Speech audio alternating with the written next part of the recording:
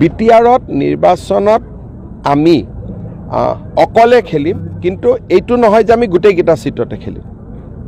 যিমানটা সিটত আমাৰ শক্তি আছে সিমান সিটত আমি খেলিম।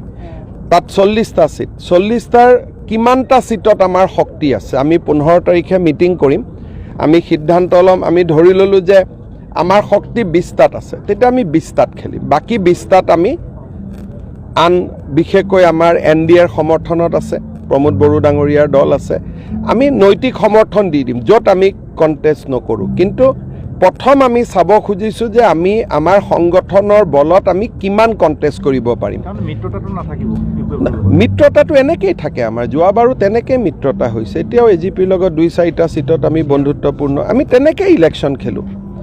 আমাৰ ইলেকশ্যনৰ এইবাৰৰ কোনো নতুন কথা নহয়। প্ৰত্যেকবাৰে BJP বেলেগে বেলেগে খেলে, ইলেকশ্যনৰ পিছত একেলগে হয়। এইটোৱে নিয়ম। যোৱাবাৰো আমি তেনেকৈ খেলিছোঁ।